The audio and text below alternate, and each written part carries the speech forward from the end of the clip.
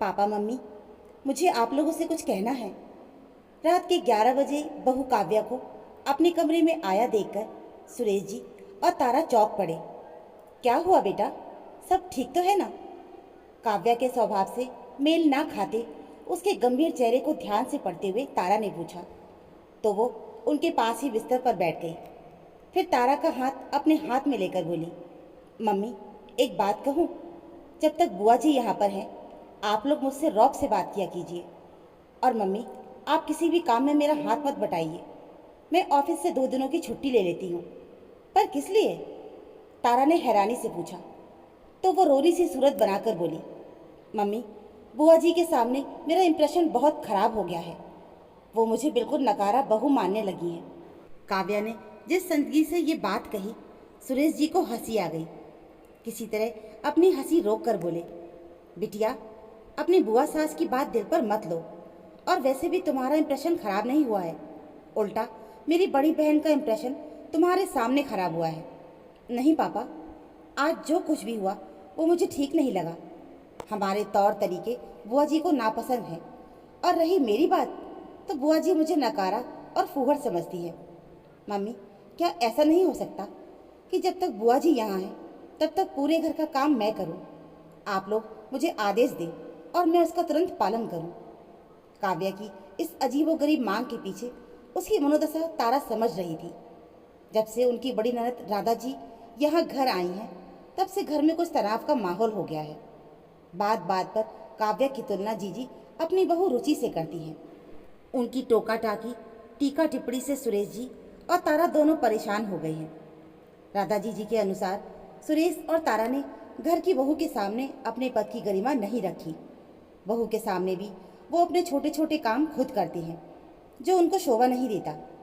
यहाँ तक कि जब सुरेश जी काव्या को काव्या बिटिया कहकर पुकारते हैं तो भी वो उन्हें नहीं सुहाता। आज की घटना के बाद से तो राधा जी का मूड बहुत ही खराब है। घर के सदस्य भी काफ़ी असहज महसूस कर रही हैं। तारा की आंखों के सामने कुछ देर पहले घटी घटना घूम गई। सब रात को डाइनिंग टेबल पर बैठे हंसी खुशी डिनर कर रहे थे। गपशप के बीच हंसी मजाक भी साथ साथ चल रहा था। खाना खाने के बाद तारा, बेटा कार्तिक और सुरेश जी अपनी अपनी झूठी थाली उठाकर खड़े ही हुए थे कि राधा जी हैरानी से उनको देखते हुए काव्या पर चिल्लाईं, बहू ये सब क्या है? सास ससुर अपनी झूठी थाली लिए जा रहे हैं और तुम देख रही हो। उनकी आवाज़ पर काव्या सहम कर अपनी थाली वहीं छोड़ तारा और सुरेश जी की ओर बढ़ी, तो सुरेश जी ने इशारे से उसे रोक दिया और चुपचाप रसोई की ओर चले गए। थाली रखकर आए तो देखा काव्या शर्मिंदा सी राधा जी की जूठी थाली उठा रही थी। सुरेश जी बड़ी शांति से जीजी से बोले, जीजी हमारे घर के अपने उसूल हैं, हम सब अपनी अपनी जूठी थाली खुद उठाते हैं। क्यों कार्तिक? जी पापा। जानती है बुआ, अपनी जूठी थाली टेबल से उठाने की ट्रेनिंग बचपन में हमारे पापा की दी हुई है। इसे हम किसी के सामने भी नहीं छोड़ते। और आप नाराज़ हो गई, जबकि लोग तो हमारी इस आदत से प्रभावित हो जाते हैं। बोलते हुए कार्तिक को काव्या ने इशारे से चुप कराया। वो राधा जी के तमतमाते चेहरे को देख रही थी। राधा जी खुद को अपमानित महसूस कर रही थी। छाई चुप्पी के कारण हुए असहज माहौल को बदलने की गरज से काव्या ने अपनी बुआ सास से इधर उधर की बातों के बीच कहा, बुआ जी अगली बार आप रुचि दीदी को भी साथ ले आइएगा। बहुत दिन हो गए हैं उनसे मिले हुए। तब हम लोग खूब घूमेंगे, शॉपिंग करेंगे। रुचि बहू साथ आएगी तो घर कौन संभालेगा? वैसे भी इस घर में कुछ ऐसी रवायतें अपनाई जा रही हैं जो मेरे गले नहीं उतरती। राधा जी के रूखे बोल से तारा और काव्या ने चुप्पी साध ली। पर सुरेश जी फिर बोल पड़े, जी आप जिन रवायतों की बातें कर रही हैं उनको अपनाना सबके बस की बात भी नहीं है। इस बात पर जीजी नाराज़ हो गई। हालांकि काव्या ने अपनी सरलता से उनको मना लिया था, तो जीजी काव्या को समझाती हुई नजर आई, देख बहू, तेरे सास ससुर चाहे जो कहें, पर उनको मेज से जूठे बर्तन उठाते देखकर सब तुम्हारी सास के दिए संस्कारों को ही दोष देंगे। तेरी जेठानी रुचि हर चीज़ मुझे हाथ में देती है, मेरी साड़ी तक वो मुझे तय नहीं करने देती। बड़े बूढ़ों की इज्जत मान सम्मान इन छोटी छोटी बातों में ही तो दिखता है। जी बुआ जी। काव्या हथियार डालने जैसी मुद्रा में उनकी हाँ में हाँ मिलाती रही। राधा जी का व्यवहार स्वीकार ना होते हुए भी तारा शांत थी, क्योंकि वो जानती थी कि राधा जी खुद के बनाए जिस किले के भीतर रहती हैं उसे कोई भेद नहीं सकता। तारा ने आज अपनी बहू का एक नया रूप देखा। उसने अपने व्यवहार से जिस सुंदर मन का परिचय दिया था उसे राधा जी समझने को तैयार ही नहीं थी। मम्मी क्या सोचने लगी? मुझे अपनी फजीयत की परवाह नहीं है, पर आपके ऊपर कोई दोष आए ये ठीक नहीं। क्या ऐसा नहीं हो सकता कि कुछ दिन हम बुआ जी के अनुसार रह लें? काव्या के टोकने पर उस घटना में डूबी तारा चौंकी। वो कुछ कहती उससे पहले ही सुरेश जी रहस्यमय अंदाज में बोले, बिटिया ये बड़ा खतरनाक प्रयोग है। सोचो अगर तुम्हारी मम्मी को नई व्यवस्था रास आ गई तो क्या होगा? जिंदगी भर तुम्हें अपनी मम्मी के इशारों पर नाचना होगा। सुरेश जी के मजाक पर काव्या तारा के गले में अपनी गलबैयाँ डालते हुए लाड़ से बोली, क्या पापा आप भी? मेरी मम्मी बहुत स्वीट है, मेरे साथ ऐसा कुछ नहीं होगा। इसलिए मैं मम्मी के खिलाफ किसी को बोलने का कोई मौका नहीं देना चाहती हूँ। आप लोग हमारे आदर्श हो और बुआ जी मेरे या आप लोगों के प्रति कोई बुरा इंप्रेशन लेकर यहाँ से जाए ये ठीक नहीं है। काव्या के कहने पर तारा प्यार से उसके हाथों को सहलाते हुए बोली, ये ऊल जुलूल ख्याल तुम्हें क्यों आ रहे हैं? सबके घर की अपनी अपनी व्यवस्था होती है। तुम नौकरी करती हो, ऐसे में हम अपने छोटे छोटे कामों के लिए भी तुम पर आश्रित हो जाएं तो कुछ दिन तो तुम सहोगी, पर धीरे धीरे उस बोझ के तले उकताओगी, चिड़चिड़ी हो जाओगी। और भाई हमें तो अपनी हंसती मुस्कुराती बिना बनावट वाले स्वभाव की बहू चाहिए। आज तुम अपनी बुआ सास के तानों से डरकर कुछ देर के लिए ही सही, पर इस घर की व्यवस्था के ढांचे को हिलाओगी तो तुम्हें परेशानी होगी बेटा, और जब तुम असंतुष्ट होगी तो हम परेशान होंगे। इस सबसे तुम्हारे और कार्तिक के रिश्तों पर भी असर पड़ेगा। इतना सारा बदलाव किसी को इम्प्रेस करने के लिए ठीक नहीं है। तारा के ये सब कहने के बावजूद काव्या सोच में डूबी रही तो सुरेश जी बोले, जाओ जाकर सो जाओ बिटिया, कल तुम्हारा प्रेजेंटेशन है। और हाँ ये मेरा आदेश है। सुरेश जी के कहने के अंदाज पर तारा जोर से हंस दी और कोई समय होता तो काव्या भी खिलखिला उठती, पर काव्या के होठों पर मुस्कान की एक रेखा भर आई। काव्या चली गई तो सुरेश जी कहने लगे, इन 2 दिनों में राधा जीजी ने बेचारी काव्या को डरा ही दिया है। बोलो तो मैं जीजी से बात करूं? ना, आज वैसे भी बहुत तमाशा हो गया है। 2 दिन के लिए जीजी आई हैं, बिना किसी विवाद के हंसी खुशी समय निकल जाने दो। कल जीजी से तुम माफ़ी मांग लेना, वरना बेवजह बात बढ़ेगी। उनकी बात इस कान से सुनकर दूसरे कान से निकाल देना ही बेहतर है। हमारे कहने से ना तो वो बदलेंगी, ना उनके तानों से किसी को निजात मिलने वाली है। तानों का जवाब हम तानों से दें ये सही नहीं है। सुरेश जी तारा की बात से सहमत थे। कुछ देर बाद वो सो गए, पर तारा सोच विचार में ही डूबी रही। अपनी गर्म मिजाज ननद के स्वभाव को वो अच्छी तरह से समझती थी। 2 दिनों से जीजी सुरेश जी और तारा को सुना रही थी, तुम लोग अब सास ससुर बन गई हो, जरा पति की गरिमा का ध्यान रखो और उसके हिसाब से ही व्यवहार करो।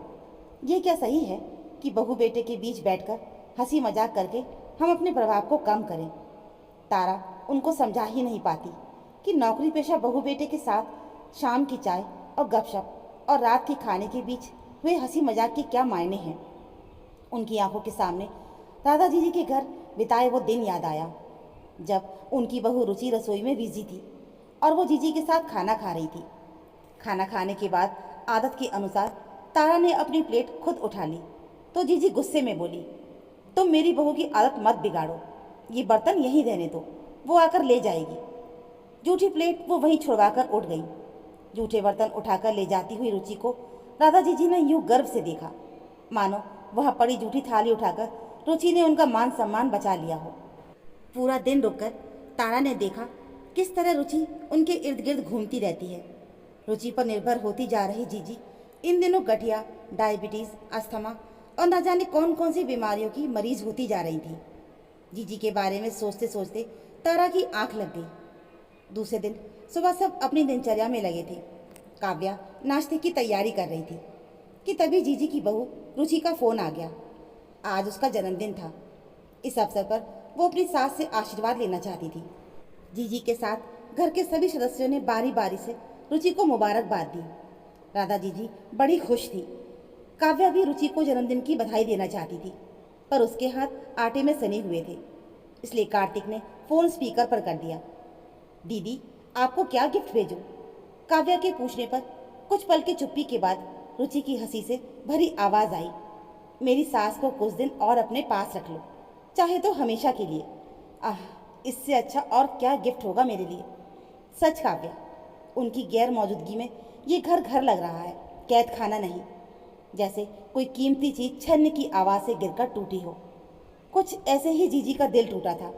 अपनी बहू रुचि की बात सुनते ही कमरे में एकाएक सन्नाटा छा गया। सब स्तब्ध थे। कार्तिक ने जल्दी से स्पीकर बंद कर दिया। काव्या आटे सने हाथ से रिसीवर लेने दौड़ी। रुचि दीदी, मैं ऑफिस के लिए निकल रही हूँ, बाद में बात करती हूँ, कहते हुए उसने तुरंत फ़ोन को काट दिया।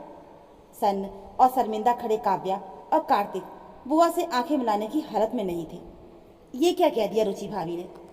ऐसी उम्मीद नहीं थी उनसे। जीजी आकाश से गिरी परकटी चिड़िया की तरह चुपचाप अपने कमरे में जाकर पड़ गई। राधा जीजी किस छलावे में जी रही हैं, इसका एहसास अब तक उनको हो गया था। कुछ देर के बाद सुरेश जी और तारा उनके पास गए तो जीजी की आंखों में नमी देखकर उनको बहुत बुरा लगा। तारा ने उनको गले लगाते हुए कहा, बच्चे हैं जीजी, मस्ती में कुछ भी कह देते हैं, भूल जाइए आप। नहीं तारा, रुचि से पूछूंगी मैं कि ऐसा क्यों कहा उसने। जीजी, आप ऐसी गलती मत कीजिएगा। जो हुआ उस पर पर्दा पड़ा रहने दीजिए, उसी में समझदारी है। बस ऐसा क्यों कहा उसे समझने की कोशिश कीजिए। तारा के कहते ही सुरेश जी अपनी बहन की मनोदशा को समझते हुए बोले, जीजी, दूसरों के दोष देखना सबसे सरल है, पर वो ऐसा क्यों है, हम उसके लिए क्या कर सकते हैं। एक दूसरे के प्रति सच्चे अपनेपन को पैदा करने के लिए क्या कोई गुंजाइश है? नहीं है तो किस तरह पैदा की जा सकती है? इन सब के बारे में विचार करो।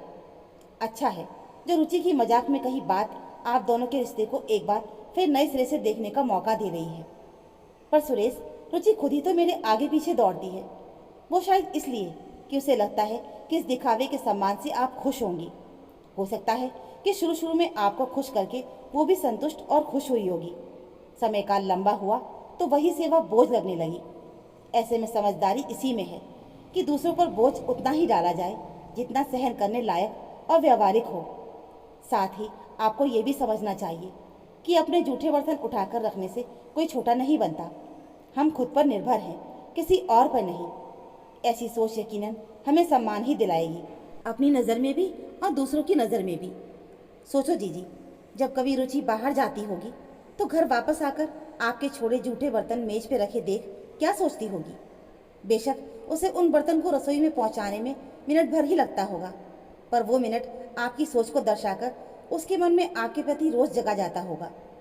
सुरेश जी की बात को राधा जीजी ने बड़े ध्यान से सुना, फिर ठंडी सांस भरकर बोली, उसे मुझसे तकलीफ थी तो कह देती ना, ना करती मेरा कोई काम।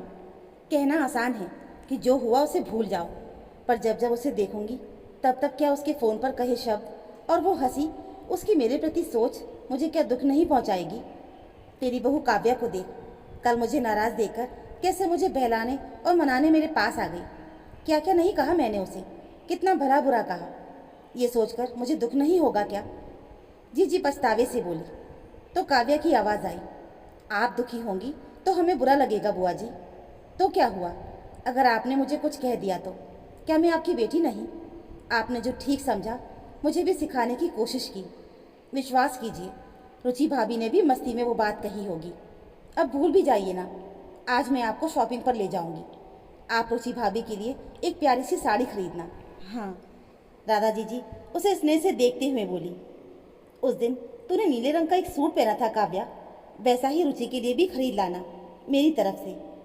दादाजी जी के कहते ही सुरेश जी ने कहा, वाह जीजी, ये हुई ना बात। तारा और काव्या मुस्कुरा पड़े।